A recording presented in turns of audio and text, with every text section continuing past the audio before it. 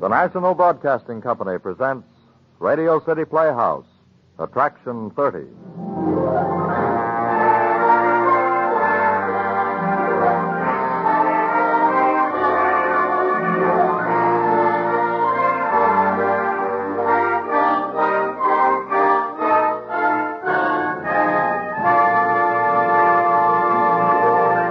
Ladies and gentlemen, here's the director of Radio City Playhouse, Harry W. Junkin. Thank you, Bob Warren.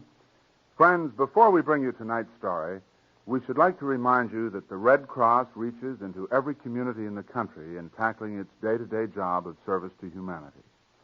As Americans, we are the Red Cross, because the Red Cross in action is America in action. The job for 1949 is tremendous, and $60 million are needed. We respectfully urge you to give generously. It is through the Red Cross that each one of us can give something of our own plenty to those who are sick, hungry, homeless, and frequently hopeless. And now here is tonight's play. True, we think to the Radio City Playhouse tradition of a good story expertly told. Blind Vengeance by George Bellack, starring John Larkin as Emmett with Elspeth Eric as Helen. Attraction 30 on Radio City Playhouse.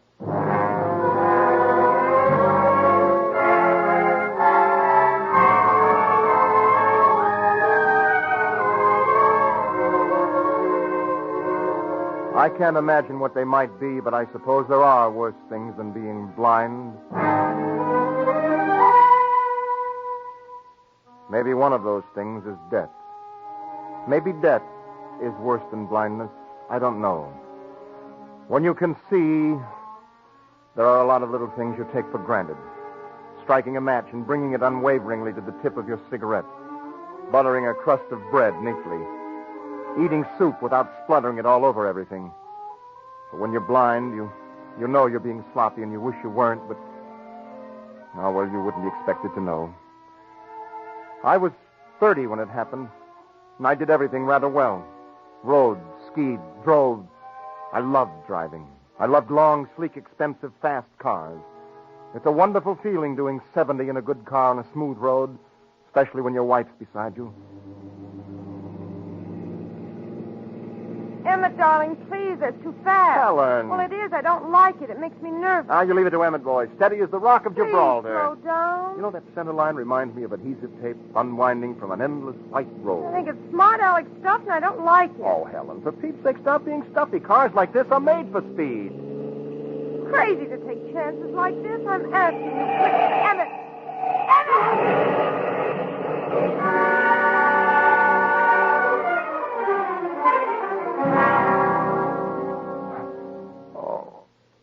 Ease him back, nurse, slowly. That's it. There. These fools that don't know how to drive, how crazy can a man be? All right, Mr. Graves, take it easy. Oh, it's killing. It's killing. You'll be all right. It's like a knife. What is it? What? Helen. Helen. Your wife's all right now. Take it easy. Who are you? You're all right. What happened? You had an accident in your car. Where am I? In the hospital. I'm Dr. Summers. You're in the hospital and you're safe, and your wife's right next door. Now take it easy. Oh, Another half grain of morphine now. Now, just relax, Mr. Graves. You had a bad accident. You're very lucky to be alive. Doctor, my eyes. Why are they... Take these bandages off. Now, Mr. Graves. Take them off. You hear me? Take them off. Please, Mr. Graves. Hypodermic nurse. Yes, sir. Now, this will just sting for a second, just for a second. What are you doing to me? What are you doing? Just to quiet your nerves. Why are my eyes bandaged? Relax. That's it. Easy.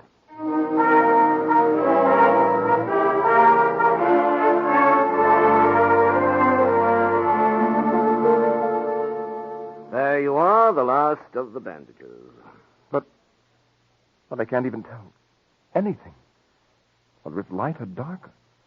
Not anything. Well, Mr. Graves, it needn't be such a tremendous handicap. There were thousands of men in the war who overcame it. Not even the faintest glimmer. I was sure I'd be able to see something, a light bulb, a fire, or something. I know it's been a terrible shock. I wish we could keep you and your wife here longer, Mr. Graves, but at the moment we're so crowded. I think we'd better go and see your wife now. Yes, I suppose we had. It'll be as hard on her as it is on me. Worse, she'll have to live with me, take me around. Mr. Graves, there's something I've got to tell you. This is one of the times I almost wish I'd gone in for a career that... Mr. Graves, your wife is blind, too.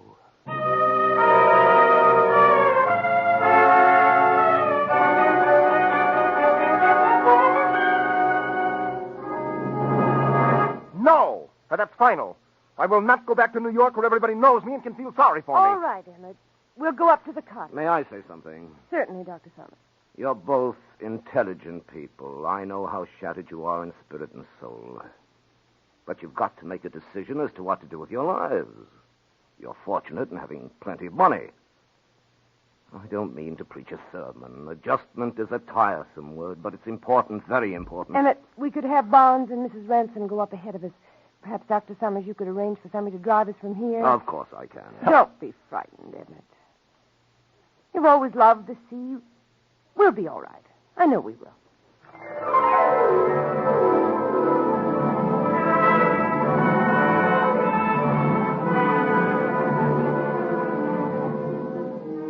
We were taught how to sign our names in a guide frame, how to go through doors.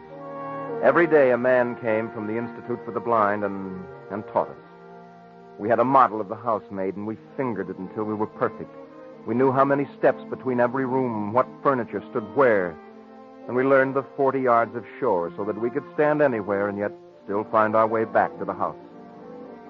The teacher they sent us was a dull-witted chap that had bad breath and... No, I guess he was all right. I guess it was me. But when he finally stopped coming, I was glad, very glad.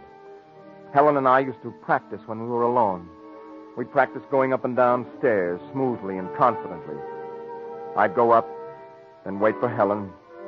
Then I'd go down and wait for her at the bottom. Then I'd go up and wait for Helen. Oh, it's a real exciting way to spend an evening. 17, 18, 19, 20, 21. There. I didn't touch the railing once. Oh, you don't have to be that perfect. Everybody uses the banister when they climb stairs. The little chair is here. Uh-huh. And turn right and 4 steps to the big leather chair against the wall. Small chair at the head of the stairs. 4 steps right. And the big leather one.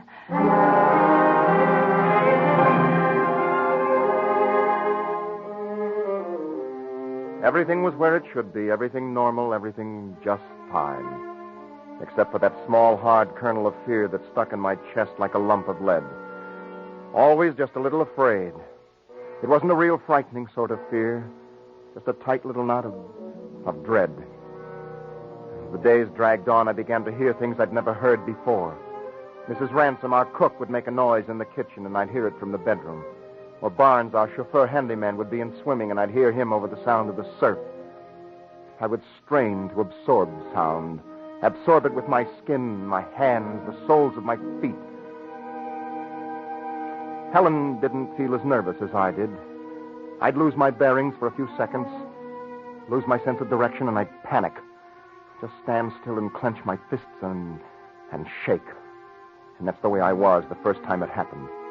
Helen had gone down to the beach with Barnes. Mrs. Ransom was off to get our milk from a neighbor. I was alone in the house. I walked into my bedroom, and right at the door I knew something was wrong. I walked in and stood in the middle of the room. The skin in my arms turned hot and cold, and a column of ice formed along my spine. I strained. I ached to hear, to sense, to feel. And then I knew someone was in the room with me.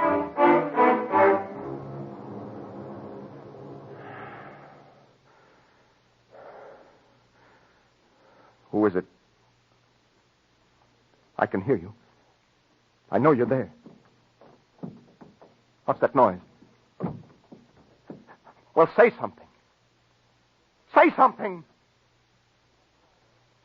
Look, I'm blind. I can't see you. It's very frightening not to know. Well, just don't stand there staring at me. Say something, dear God. Don't you understand? I'm blind. I know you're there. Say something! I got to get out of here. Helen! Helen! Mrs. Ransom! Mrs. Ransom, help me! Somebody help me! Helen! Helen!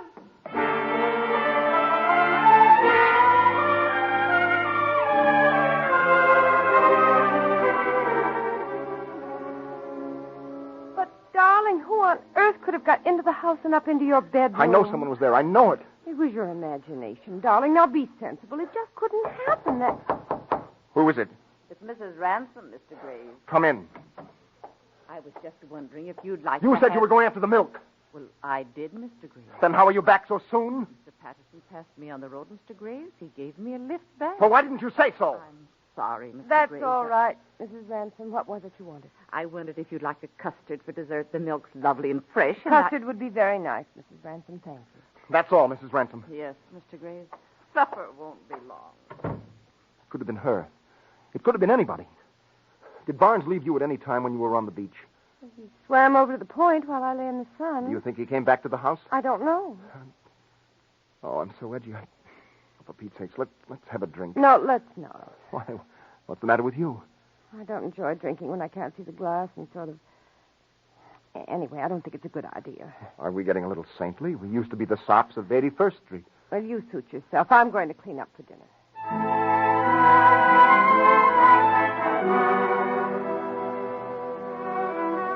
I started then to think about killing myself. I wondered what it would be like. Would it be quiet and serene and... Or would it be... Well, I started to think about it. I'd even suggested it to Helen. She was very annoyed and very upset. She said there was always hope.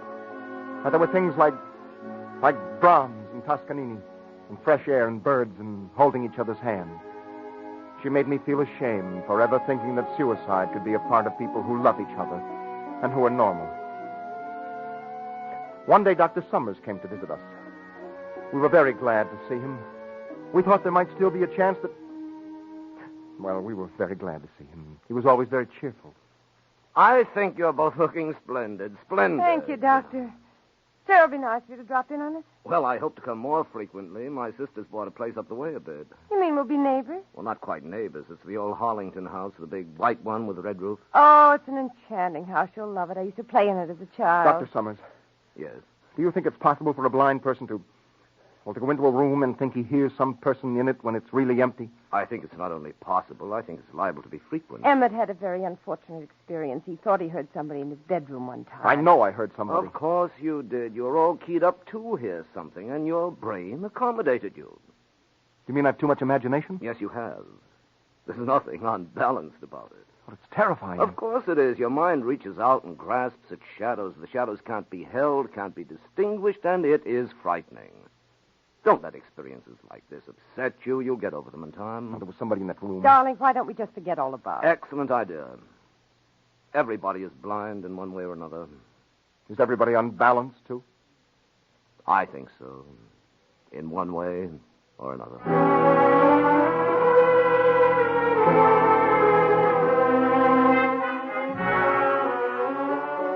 That night after Dr. Summers left was the first night I had to talk myself to sleep. I was afraid to get up and get a sleeping powder. I was afraid I might take the wrong thing and make myself sick. I didn't want to wake Helen. It seemed churlish to wake Mrs. Ransom of Barnes. So I talked to myself. Not loud. Low and softly. Nobody could hear me. Helen slept in the next room. When I talked to myself, it shut out the disturbing sounds. All the millions and millions of other sounds. The night, the sea, the crickets. I never knew there were so many sounds.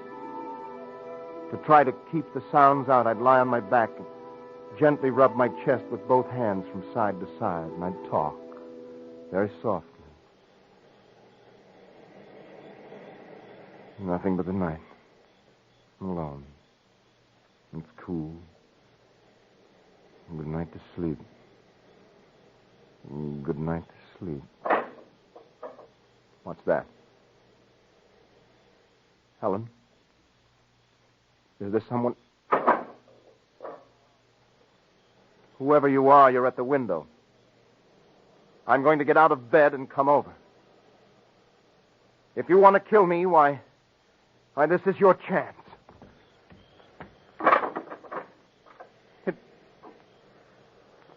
the blind. It's the blind. It's just the Venetian blind. Dear God, am I going crazy?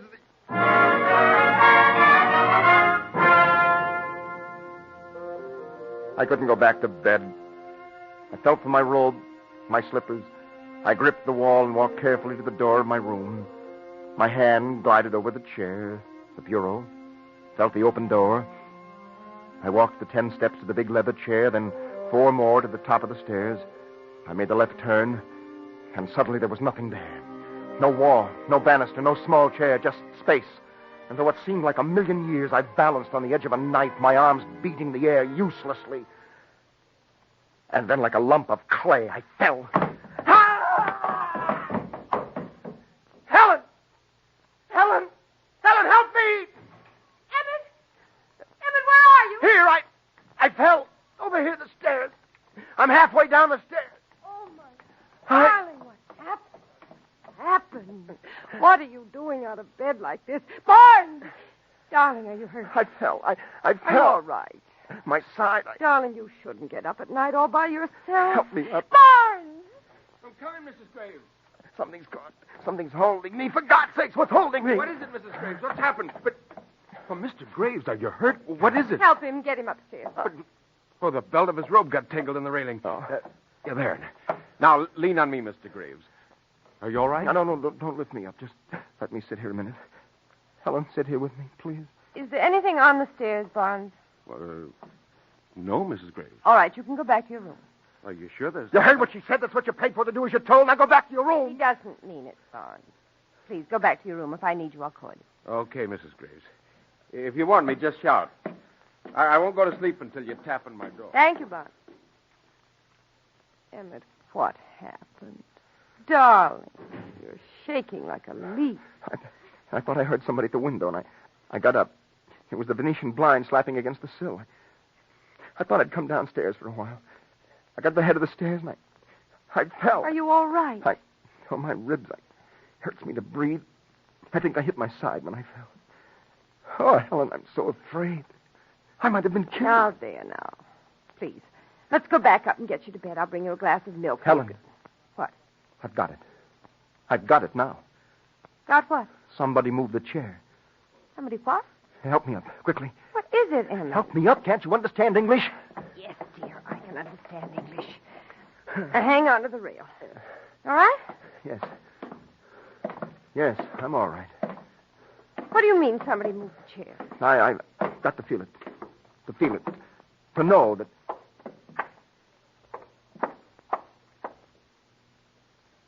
Well, where is it? I don't understand what you're trying to say. Where's the chair?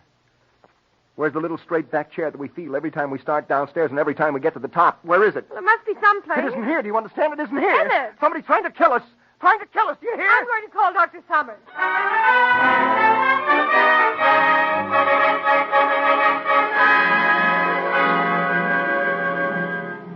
It's a good thing he didn't fall all the way down. Is he all right, Doctor? Of course I'm all right. You've no broken bones, but you're covered with bruises. Somebody moved that chair. At least Emmett thinks that... Well, it isn't there now anyway. What chair? Well, there's supposed to be a small straight-back chair right at the top of the stairs. We touch it every time we start down, and then we always know that when we feel it on the way up, there's only one step left. The little chair with the plaid seat. Yes. I can see it from here. You what? Yes, a little straight-back chair with a plaid seat. You're lying. You're trying to trick me. Mr. Graves, I can see a plaid chair from where I'm standing in this room. It's at the head of the stairs against the railing. I'm not used to being called a liar. I realize you're upset, but I'd appreciate it if you'd remember your manners. Good night.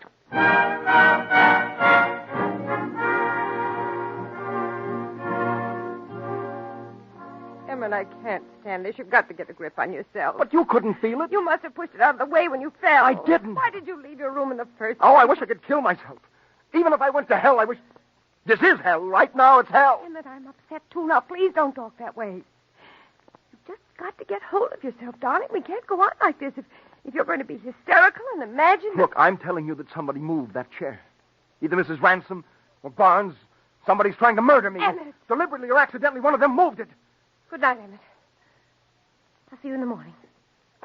Try to sleep as late as you can. Helen, don't go. Don't go.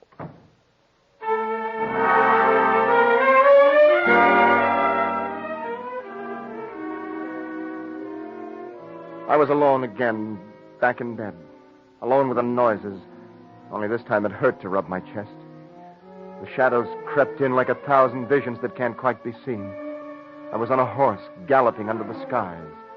I could see Helen as she used to be. Lovely, gay, gentle, tender. And then everything seemed to come together and go round and round and round. And away at the back of everything came the blackness of sleep. Closer and closer and closer and closer.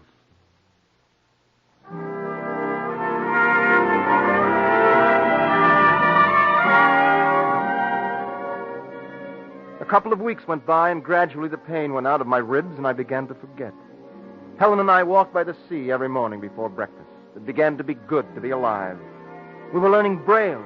A whole new world of reading started to unfold to us. And then, one night, it all came back in a sickening, ghastly rush. I'd been asleep for hours, and suddenly I was awake. The hair began to stand up on the back of my neck. A noise had wakened me. A noise I hadn't thought of for a long time, the noise of a light switch. Someone flipped the light switch in my room. I tried to sit up in bed, but my muscles wouldn't respond. I just lay there bathed in sweat. I knew there was somebody in the room, but I couldn't speak. I couldn't move. I just lay there, the words bursting at my lips, but nothing would come out.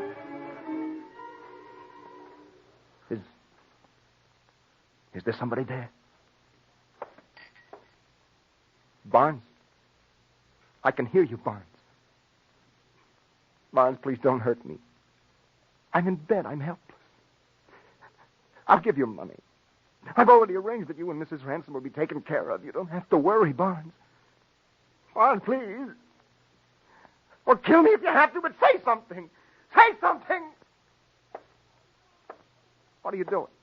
What are you doing? God in heaven, help. Oh, thy kingdom come, thy will be done enough as it is in heaven. I did hear it. Helen! Helen! I'm coming, Helen! I'm coming! Oh! I'm coming, Helen! Just a minute! Helen! Emmett! Darling! Emmett, help me! I'm here, darling, I'm here. There, he's in that closet. I felt him. He passed me. He's in the closet. The man. Call Barnes. Hang on to yourself. You had a gun in here once, didn't you? I don't know. Barnes has one. It is Barnes. No. Yes. We'll do something. We can't just stand here. Mrs. Graves! Barnes, come here quickly. But who if it isn't Barnes, then who's in there? Barnes! What is it, Mrs. Graves? Mrs. Graves, what's the matter? What is Barnes, there's somebody in that closet. Mrs. Graves felt him go past her. He was in my room first. Well, I'll soon find No, out. Barnes, wait. Now, be careful. He may be... Well, if there's somebody in the closet, the best way to get him out is to open the door. What is it? Well, I'm sorry, Mrs. Graves. There's no one there. The closet's empty.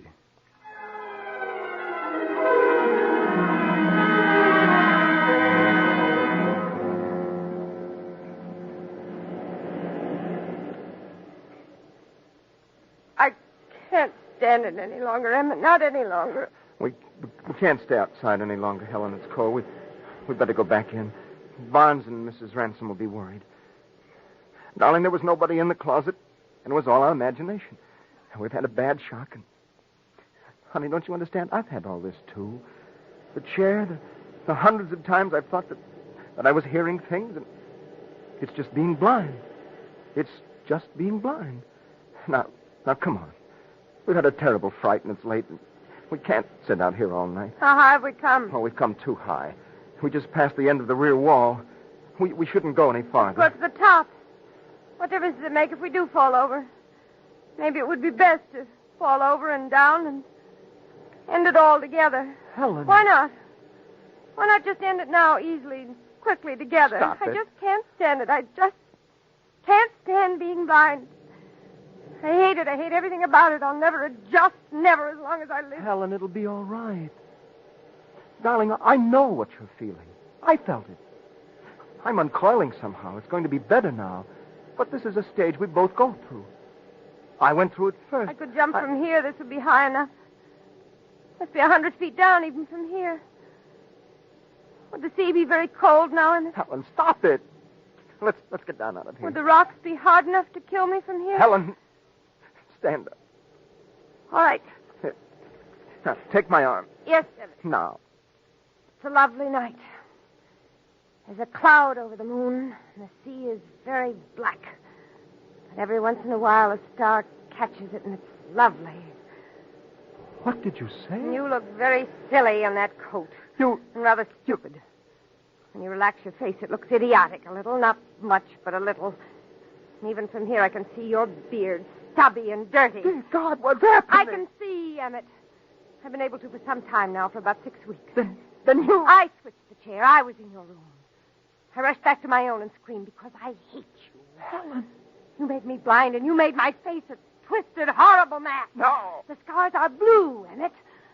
They're pale blue and purple, and they're all over my face and neck. Helen, no. You did that. You and your slick, fast, expensive automobile and your puling, stupid, smart-aleck little mind. You were showing off at 70 miles an hour. Oh. I was hoping you'd jump off here yourself or cut your throat or turn on the gas in the kitchen, anything. Helen, keep away It'll from me. only take a moment. Helen, don't touch me, Helen. Go right on the edge now, Emmett. If you move so much as 6 inches, you'll fall over. Helen, no. So I'm just going to reach out. Helen, don't. Let go, Helen, let go. Emmett!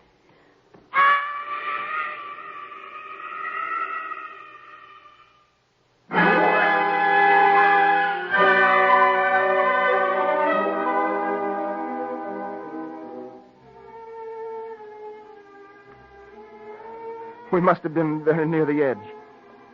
She fell all the way, right down to the rocks. I slipped, stumbled, but managed to keep my balance. I sat there all night, wondering what she looked like down there, all broken and... Barnes found me the next morning. I told him I pushed her, and why I pushed her. But they don't believe me. Dr. Summers feels I should be kept here, in this sanitarium, they call it. He doesn't believe me. But you believe me, don't you?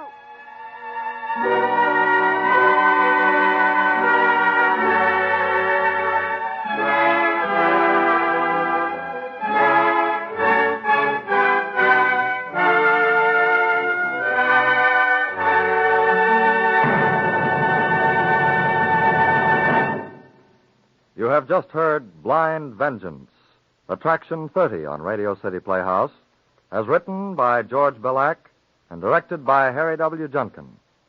Emmett was John Larkin. Helen was Elspeth Eric. Other players included Paul Nugent, Leora Thatcher, and Lee Nelson. The music was composed and conducted by Dr. Roy Shield. Radio City Playhouse is supervised for the National Broadcasting Company by Richard P. McDonough.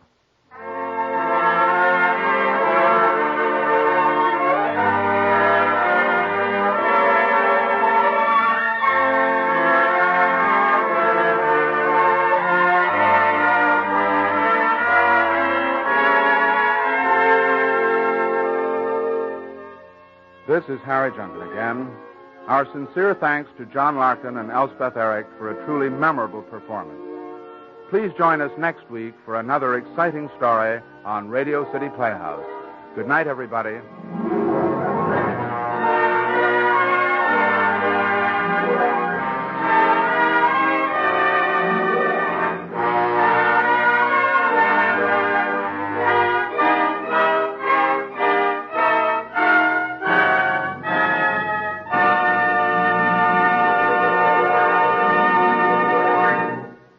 Bob Warren speaking. This is NBC, the National Broadcasting Company.